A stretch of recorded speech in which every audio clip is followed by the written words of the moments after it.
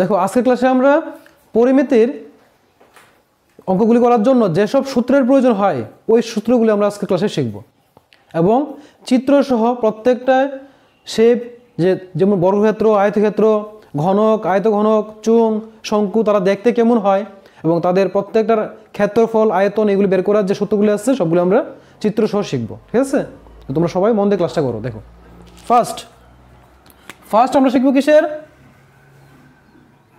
First লিখো আয়তক্ষেত্র। আর এই সূত্রগুলি তোমরা একটা খাতায় লিখে বা ভালো একটা পেজে লিখে রেখে দেবে, কেননা তোমরা এখন ক্লাস 8-এ আছো। এটা 8, 9, 10 মানে যদি ম্যাথ নিয়ে পড়াশোনা করবে অর্থাৎ সায়েন্সটা থাকবে তোমাদের বা ম্যাথ থাকবে, অঙ্ক করতে গেলে এইসব সূত্রগুলির প্রয়োজনই হবে। মানে এই সূত্রগুলি ছাড়া তোমরা পরিমিতির কোনো অঙ্ক করতে পারবে না। তাই এগুলি এমন না যে ক্লাস 8 শেষ ফেলে দেবো, এরকম না, সবসময় এটা সংরক্ষণ করে রেখে দেবে। ঠিক আছে, ফার্স্ট লেখো আয়তক্ষেত্র।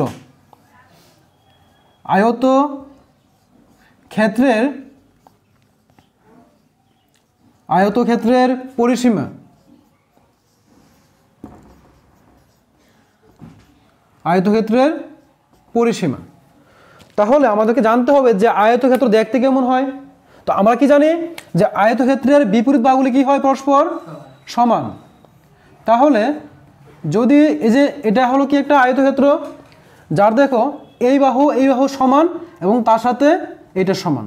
সাপোজ ধরে নাও যে এই বাহুটা হলো এ, তাহলে এটা কত হবে? এ হবে। এটা যদি বি হয়ে থাকে এটা কত হবে? বি। এখন আমি সূত্র লিখতে বলেছি কি? পরিসীমা। আর যে কোনো শেপের যে কোনো আকৃতির পরিসীমা মানে হলো তার চারদিকের লেংথের সমষ্টি।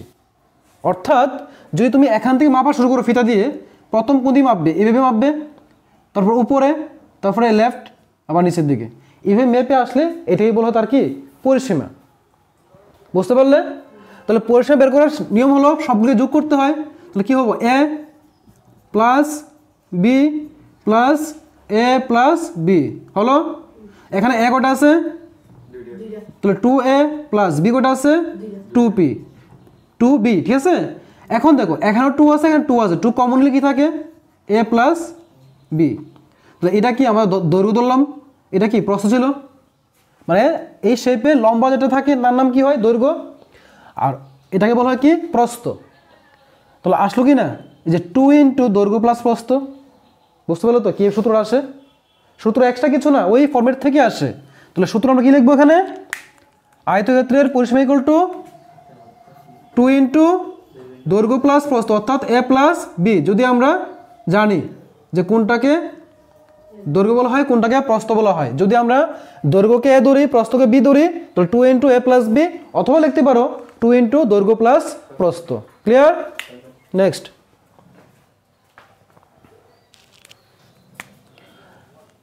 দেখো নাম্বার 2, আয়তক্ষেত্রের ক্ষেত্রফল।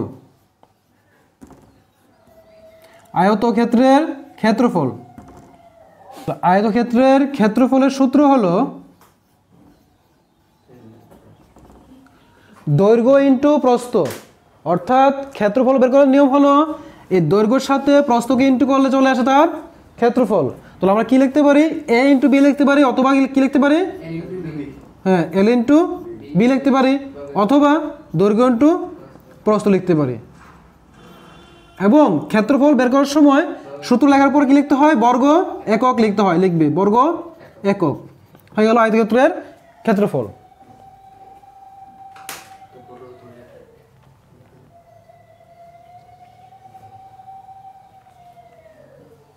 নেক্সট নাম্বার 3, তো আয়তক্ষেত্র শেষ হলো। এখন কি লিখবো?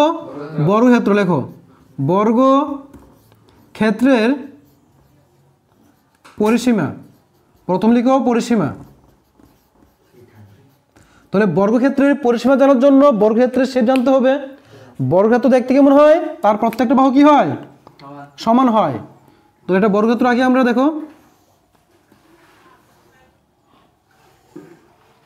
যার প্রত্যেকটা বাহু সমান, মানে এটা এটা এবং এটা, এই চারটা বাহুই পরস্পর সমান। যদি আমরা এগুলিকে কি ধরেছিলাম? এ ধরেছিলাম না? এটাকে এ ধরি, এটা কত হবে? এ হবে। এটা কত হয়? এটাও এ হয়। তো ফার্স্ট লিখলাম কি? বর্গক্ষেত্রের পরিসীমা। আর বর্গক্ষেত্রের পরিসীমা হোক বা যে কোনো শেপের পরিসীমা মানে কি বলেছিলাম? সবগুলি সাইডে সমষ্টি। তাহলে এই সাইডটা কত এ, লিখলাম এ প্লাস এটা এ প্লাস এ প্লাস এ। তাহলে এ কয়টা আসলো এখানে 4টা 4a। তাহলে আমরা কি লিখেছিলাম যে বর্গক্ষেত্রের পরিসীমা কি লিখেছিলাম 4 ইন্টু এ অথবা 4 ইন্টু বাহুর দৈর্ঘ্য। কি লিখেছিলাম 4 ইন্টু বাহুর দৈর্ঘ্য। লিখো বর্গক্ষেত্রের পরিসীমা 4 ইন্টু বাহুর দৈর্ঘ্য এবং সাইডে হবে একক। আর এককটা মানে হলো যদি মিটার থাকে মিটার, সেন্টিমিটার থাকলে সেন্টিমিটার, কিমি থাকলে কিমি, মানে প্রশ্নের মধ্যে যে ইউনিটটা দেওয়া থাকবে এই ইউনিটটা তোমরা এই এককের জায়গাতে বসিয়ে দেবে। বুঝতে পেরেছো? তাহলে গেল বর্গক্ষেত্রের পরিসীমা। নেক্সট বর্গক্ষেত্রের ক্ষেত্রফল লেখো।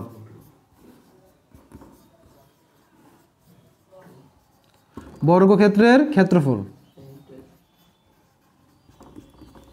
এখন দেখো বর্গক্ষেত্রের ক্ষেত্রফল কিভাবে বের করব। আমরা আয়তক্ষেত্রের ক্ষেত্রফল কি করেছিলাম দৈর্ঘ্য ইন্টু প্রস্থ করেছিলাম তো। তো দৈর্ঘ্য ইন্টু প্রস্থ যদি করে থাকি এখানেও তো সেম, এটা ইন্টু এটা হবে। তো এখানে দৈর্ঘ্য ছিল এ প্রস্থ ছিল বি, তার জন্য লিখেছিলাম এ ইন্টু বি বা দৈর্ঘ্য ইন্টু প্রস্থ। এখানে তো সেমই হবে, এ ইন্টু বি হবে। দ্যাট মিনস এখানে এ তো এই আর বি এর জায়গা তো এই আছে, সেম সেম এটা। তাহলে যদি আমরা সেম সেম করি এ ইন্টু এ কত হয় এ স্কোয়ার। বুঝলে কি না? তো এ স্কোয়ার আসে। তাহলে বর্গক্ষেত্রের ক্ষেত্রফল এ স্কোয়ার লিখতে পারো, বা কোথাও দেখবি এল স্কোয়ার লেখে, কোথাও লেখে বাহু স্কোয়ার, আবার কোথাও লেখে বাহু ইন্টু বাহু। এক কথাই তো, এই যে এ ইন্টু এ বাহু ইন্টু বাহু, অথবা এর সাথে এ ইন্টু করলে কত আসে এ স্কোয়ার আসে। তো এ স্কোয়ার লেখা থাকে, অথবা কোনো বই লেখা থাকে এল স্কোয়ার। এল মানে কি লেংথ, মানে এই যে দৈর্ঘ্যটা, দৈর্ঘ্য ইন্টু দৈর্ঘ্য, অথবা বাহু ইন্টু বাহু। ঠিক আছে, একটা লিখলেই হলো। তো বর্গক্ষেত্রের ক্ষেত্রফল কী লিখবো আমরা বাহু ইন্টু বাহু লিখি, বাহু ইন্টু বাহু ব্র্যাকেট দিয়ে বর্গ একক। বুঝতে পারলে তো? বাহু ইন্টু বাহু লিখতে পারো বা বাহু স্কোয়ার লিখতে পারো, অথবা যদি বাহুকে তোমরা এ ধরে নাও তাহলে এ স্কোয়ার লিখতে পারো, এল ধরলে এল স্কোয়ার লিখতে পারো। হয়ে গেল আয়তক্ষেত্র এবং বর্গক্ষেত্রের পরিসীমা এবং তার ক্ষেত্রফল। এখন দেখো আরেকটা জিনিস থাকে, আয়তক্ষেত্রের কর্ণ থাকে, আয়তক্ষেত্রের কর্ণ থাকে এবং বর্গক্ষেত্রেরও কর্ণ থাকে। লেখো আয়তক্ষেত্রের কর্ণের দৈর্ঘ্য।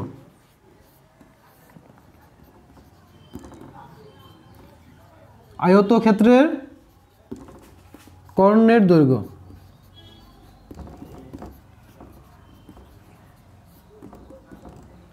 আর একটা হবে বর্গক্ষেত্রের কর্ণের দৈর্ঘ্য।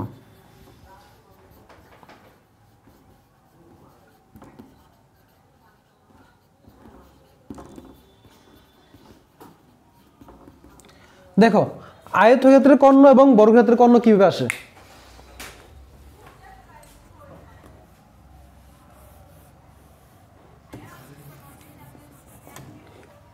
যদি আমরা আয়তক্ষেত্রের কর্ণ বের করি, কর্ণ কোনটাকে বলা হয় বলতো? এই যে এখান থেকে যুক্ত করি আমরা, এটাকে কর্ণ বলা হয় না? বলেছে এই কর্ণের দৈর্ঘ্যটা বের করতে। তাহলে আমরা তো কর্ণের দৈর্ঘ্য জানি না, তাহলে কর্ণের দৈর্ঘ্য আমরা কিভাবে বের করব? দেখো নিয়মটা হলো এই আয়তক্ষেত্রের এই যে অ্যাঙ্গেলটা কত ডিগ্রি, এটা 90 ডিগ্রি। যদি আমরা নাম দিই এখানে দেখো তো, যদি আমরা পি কিউ আর এস নাম দিলাম তাহলে আমাদের আয়তক্ষেত্রের নাম কি আসলো? পি কিউ আর এস আয়তক্ষেত্র। এবং এই আয়তক্ষেত্রের মধ্যে পি কিউ আর এটা কি একটা পি কিউ আর ত্রিভুজ। এবং কেমন ত্রিভুজ এটা? 90 ডিগ্রি একটা কোণ। যদি কোনো ত্রিভুজের একটা কোণ 90 ডিগ্রি থাকে তা কি বলি আমরা? সমকোণী ত্রিভুজ। যে কোনো ত্রিভুজের একটা কোণ যদি 90 ডিগ্রি হয় তাকে কি বলা হয়? সমকোণী ত্রিভুজ। তো সমকোণী ত্রিভুজের নিচের যেটা থাকে এটাকে বলা হয় ভূমি, এবং যে সোজা দাঁড়িয়ে থাকে 90 ডিগ্রির মধ্যে তাকে বলা হয় লম্ব। আর তেসরা হয় যেটা থাকে কার্ভ অবস্থায় সেটাকে বলা হয় অতিভুজ। তাহলে সমকোণী ত্রিভুজ কী থাকে? লম্ব, ভূমি, অত্রিভুজ। মনে থাকবে সমকোণী ত্রিভুজ মানে কি থাকে? লম্ব, ভূমি, অত্রিভুজ। তাহলে আমাদেরকে যে বলেছে কর্ণের দৈর্ঘ্য বের করতে, তার মানে কোনটা বলেছে? অতিভুজ কি বলেছে না? আর সমকোণী ত্রিভুজের জন্য একটা পিথাগোরাসের সূত্র ছিল, সূত্র ছিল অত্রিভুজ স্কোয়ার সমান সমান লম্ব স্কোয়ার প্লাস ভূমি স্কোয়ার। তাহলে পিথাগোরাসের সূত্র যদি লিখি আমরা, সূত্র ছিল অত্রিভুজ স্কোয়ার মানে কি পি কিউ পি আর, অত্রিভুজটা কি পি আর স্কোয়ার, যে অতিভুজ স্কোয়ার, হ্যাঁ, ইকুয়াল টু ছিল লম্ব স্কোয়ার, লম্ব কোনটা আর কিউ, আর কিউ স্কোয়ার প্লাস ভূমি স্কোয়ার, ভূমি কোনটা পি কিউ, পি কিউর স্কোয়ার লিখলাম। এবার দেখো আমাদের তো শুধু কর্ণের দরকার, কর্ণের স্কোয়ার দরকার নেই তো।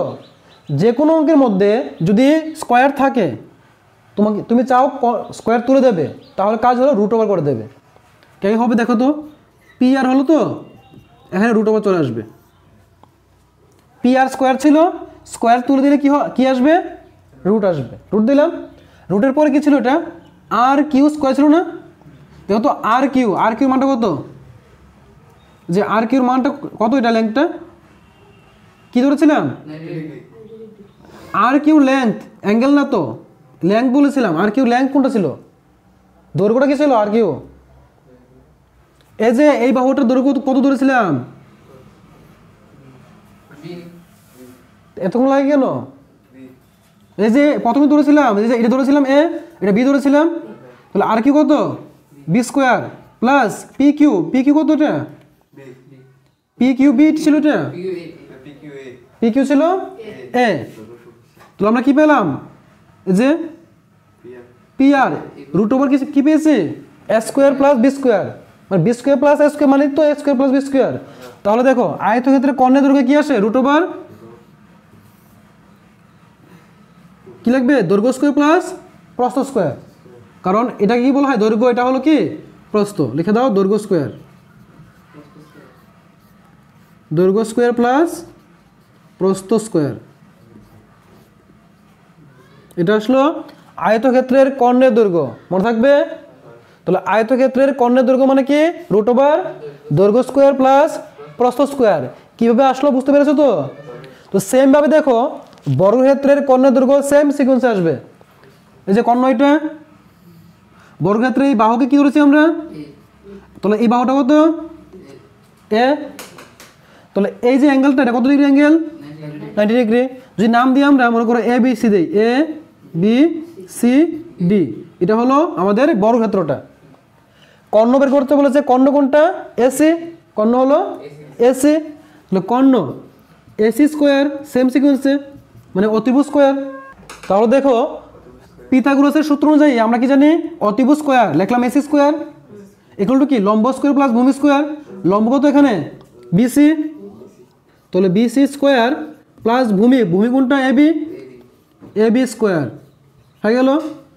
আমার তো এসি স্কোয়ার দরকার নেই, কি দরকার এসি দরকার, এসি ইকুয়াল টু কি হবে রুট ওভার, দেখো বিসি, বিসি এর মান কত এটা এ, তাহলে এ স্কোয়ার প্লাস আবার এ স্কোয়ার, কারণ এবির মানটা হলো এ, তাহলে এসি ইকুয়াল টু নিচে এ স্কোয়ার প্লাস এ স্কোয়ার কত আসছে এখানে,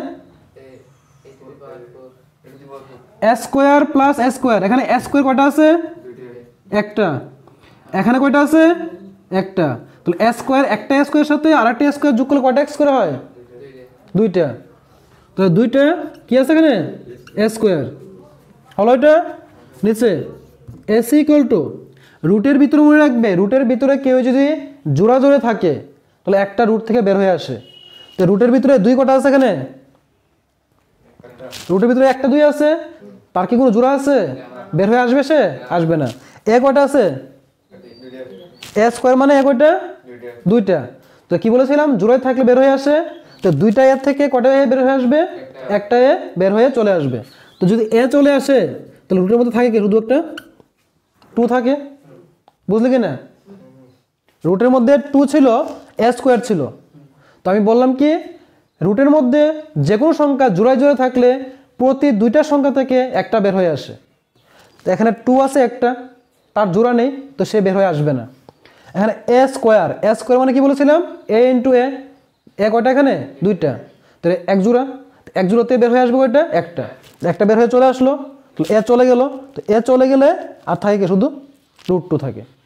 তাহলে বর্গক্ষেত্রের কর্ণের দৈর্ঘ্য কত আসলো, এ, এ মানে কি বাহু না, লেখো বাহু ব্র্যাকেটে রুট টু একক, বাহু রুট টু একক। তাহলে আমরা আয়তক্ষেত্র এবং বর্গক্ষেত্র শিখলাম। এখন হবে আয়ত ঘনক। কি হবে, আয়ত ঘনক। কত নম্বর হবে এখানে, নাম্বার 7 দেখো আয়তঘনকের পরিসীমা।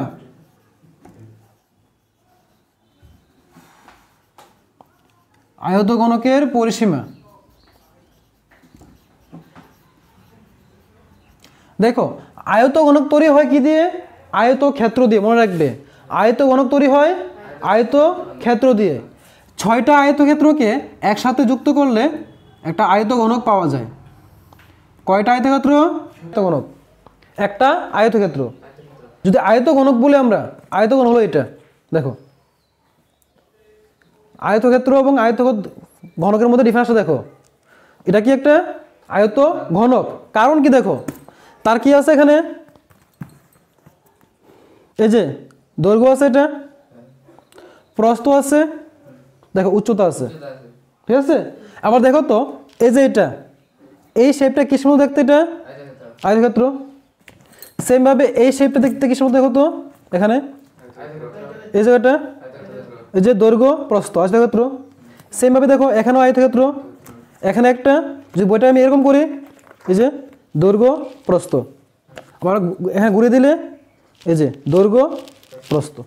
তাহলে দেখো 1 2 3 4 5 6, তাহলে একটা আয়তঘনকের মধ্যে কয়টা আয়তক্ষেত্র থাকে? 6টা। আবার এটা একটা আয়তঘনকের তল কয়টা? তল কয়টা? তল বলতে আমি যদি চাই এটা কয়ভাবে রাখতে পারবো? এইভাবে রাখা যায় না? একটা। এভাবে ঘুরে রাখলে 2টা। এইভাবে দাঁড় করানো যাবে না? এভাবে 3টা। এইভাবে করলে 4টা, এইভাবে 5টা, এইভাবে 6টা। তাহলে একটা আয়তঘনকের তল কয়টা থাকে? 6টা। একটা আয়তঘনকের মধ্যে কয়টা আয়তক্ষেত্র থাকে? 6টা, ঠিক আছে। এমনকি এই আয়তঘনকের বাহু অর্থাৎ ধার কয়টা থাকে? ধার অথবা বাহু বলতে পারে। ধার বলতে এইগুলি আয়তঘনকে, লক্ষ্য করো 1 2 3 4, এখানে 4টা হলো, মনে রাখবে কোনো বাহু যাতে রিপিট না হয়। 1 2 3 4। সেম ভাবে ওইখানে কটা আছে? 4টা। কটা গেল? 8টা। 9 10 11 12। এটা কি আসবে আবার? কারণ এটা হয়ে গেছে। তো কয়টা হলো টোটাল? 12টা। তাহলে একটা আয়তঘনকের ধার কয়টা? 12টা। একটা আয়তঘনকের কোণ অর্থাৎ অ্যাঙ্গেল কয়টা? দেখো এই কোণ একটা, 1 2 3 4 5 6 7 8। তো আমরা কি বুঝতে পারলাম? একটা আয়তঘনকের তল কয়টা? তল 6টা। একটা আয়তঘনকের ধার কয়টা? 12টা। একটা আয়তঘনকের কর্ণ কয়টা? কর্ণ না, কোণ, অ্যাঙ্গেল। একটা আয়তঘনকের কোণ কয়টা? কোণ কয়টা? যখনই তোমাদের আয়তঘনক বলবে তোমরা এই বইটাকে মনে করে নেবে, একটা বইয়ের কোণ কয়টা আছে, যে 1 2 3 4 5 6 7 8। তো একটা আয়তঘনকের অ্যাঙ্গেল কয়টা? 8টা, মনে থাকবে। তাহলে দেখো এখানে যদি আমরা আয়তঘনক ড্র করি,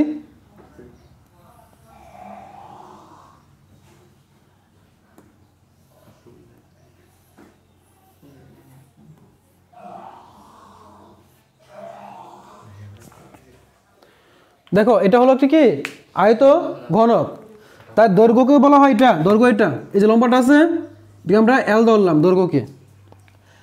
এই যে এটা আছে এটা প্রস্থ ধরলাম, বি ধরলাম এটাকে, ঠিক আছে। আর যে খাড়াটা আছে এটাকে এইচ ধরলাম, উচ্চতা, মানে এল বি এইচ পেয়েছিলাম আমরা।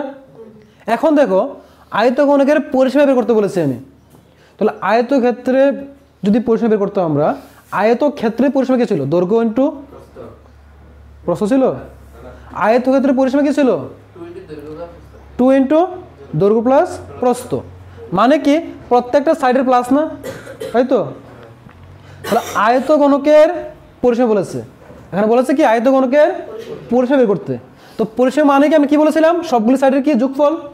তো দেখো তো এখানে এই যে 1টা 2টা 3টা 4টা, তাহলে এল কয়টা আছে এখানে?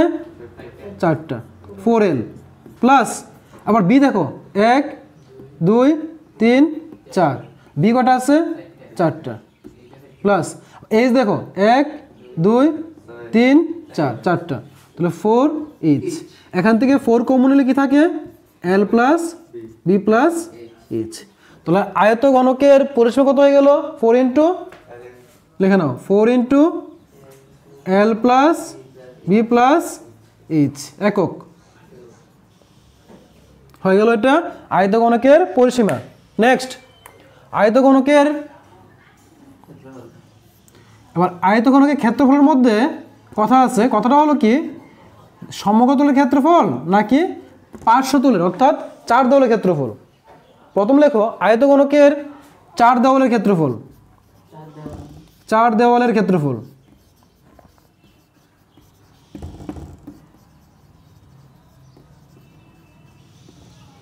আয়ত ঘনকের 4 দেওয়ালের ক্ষেত্রফল। দেখো 4 দেওয়াল বলতে 4টা দেওয়াল কথা বলেছি আমরা। তাহলে আমরা কি শিখেছিলাম দেখো তো, এই যে এখানে এটা একটা দেওয়াল না, তাহলে এই দেওয়ালটা দেখতে কিসের মতো আয়তক্ষেত্রের মতো।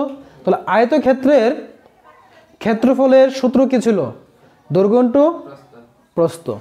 তাহলে দেখো এটা কি L আর এখানে প্রস্থ কত, এটার মধ্যে এই পার্টটার মধ্যে দেখো, এই পার্টটাতে এইটার মধ্যে দৈর্ঘ্য কত L, প্রস্থ কত H। তাহলে এই পার্টের ক্ষেত্রে আয়তক্ষেত্রের ক্ষেত্রফল কত দৈর্ঘ্য ইন্টু প্রস্থ মানে L ইন্টু কত H হলো। এটা একটা পিঠ হলো। সেমভাবে এই পিঠটা উল্টো দিকে আছে না, আবার কি আসবে plus L into H plus, এখন দেখো একটা গেল দুইটা গেল, আবার এই পাশ এবং এই পাশ। দেখো এই পাশের জন্য এটা কি B না এটা, আর এই জায়গাটা দেখো, এই জায়গাটা এখন এখানে কি আছে B আছে আর কি আছে H আছে। তাহলে ক্ষেত্রফল কি হবে B ইন্টু H, তাহলে প্লাস দিয়ে কি হবে B ইন্টু H, এদিকে B ইন্টু H হলে এদিকে কি হবে B ইন্টু H। দেখো বুঝলে কিনা জিনিসটা, 4 দেওয়াল তো 4 পিঠকে বলেছি আমরা। এই পিঠটা হলো L into H, পিছনেরটা L into H, এটা B ইন্টু H, এটাও B ইন্টু H। ক্লিয়ার এটা? তাহলে দেখো এখান থেকে কি পাচ্ছি আমরা L ইন্টু H কি হয় L H তো হয়, এখানে B into L into H কত L H তো হয়।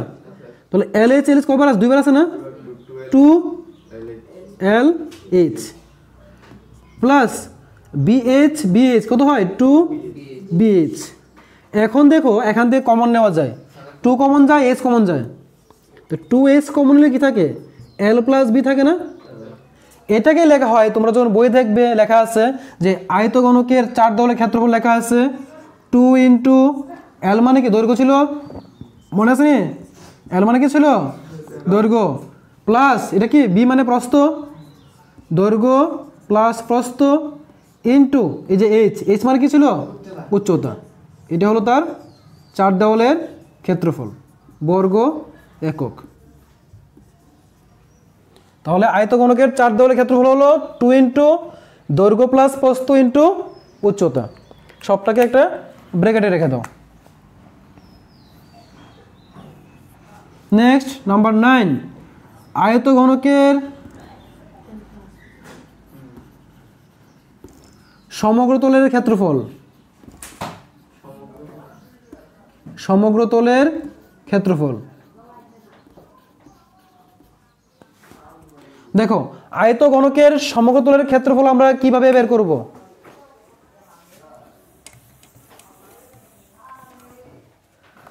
তাহলে আয়তঘনকের সমগ্রতলের ক্ষেত্রফল বের করার নিয়মটা দেখো ভালো করে। প্রথম এই তলটা কত L ইন্টু H না, তো L ইন্টু H মানে LH প্লাস তার উল্টো দিকটা কি হবে LH তো হবে, তো L ইন্টু H হয়ে গেল। আর এই পার্টটা কি ছিল L ইন্টু B মানে B ইন্টু H ছিল, এটা এই পার্টটা তো B ইন্টু H, তাহলে BH প্লাস BH লিখে নাও BH প্লাস BH প্লাস। এখন দেখো আরো তল বাকি আছে, কোনটা বলো তো নিচের জায়গাটা,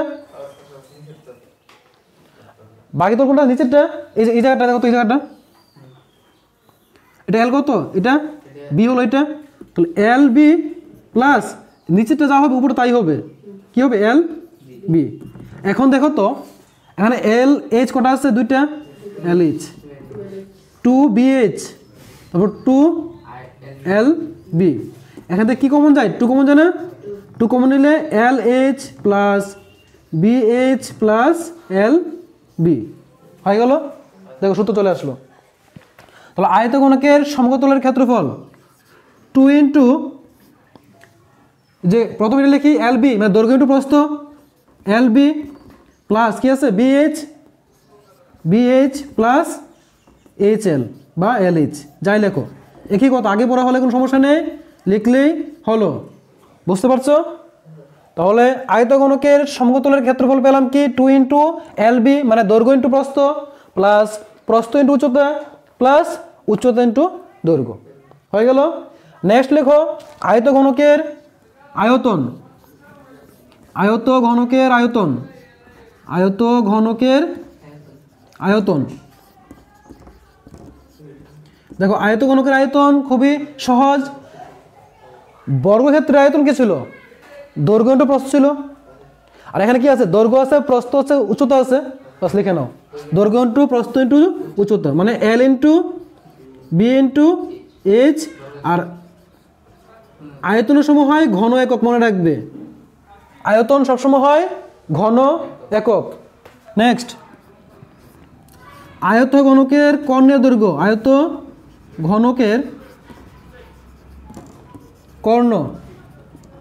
দেখো আয়তঘনকের কর্ণ, আয়তক্ষেত্রের কর্ণ কি ছিল বলতো? রুট ওভার দিয়ে কি ছিল? দৈর্ঘ্য স্কোয়ার প্লাস প্রস্থ স্কোয়ার ছিল না? কারণ এখানে দৈর্ঘ্য ছিল আর প্রস্থ ছিল, কিন্তু আয়তঘনকের কি আছে? দৈর্ঘ্য প্রস্থ উচ্চতা আছে, মানে লিখে নাও। তাহলে রুট ওভার কি হবে? রুট ওভার দৈর্ঘ্য স্কোয়ার, দৈর্ঘ্য কি ধরেছিলাম? L না? L স্কোয়ার, প্রস্থ কি ধরেছিলাম? B স্কোয়ার, উচ্চতা ছিল কি? H স্কোয়ার একক হয়ে গেল। তাহলে আয়তঘনকের কর্ণ পেয়ে গেলাম কি? Root over L square plus B square plus H square. এতটুকু সবাই বুঝতে পেরেছো? তো আজকের ক্লাসে এতটুকু থাকলো। পরবর্তী ক্লাসের মধ্যে আমরা ঘনক, শঙ্কু, চোঙ এবং প্রত্যেকটার সমগ্রতল, পার্শ্বতল এবং তাদের আয়তন, কর্ণের দৈর্ঘ্যগুলি বের করার সূত্রগুলি যা আছে এগুলো আমরা পরবর্তী ক্লাসে আলোচনা করব। ঠিক আছে?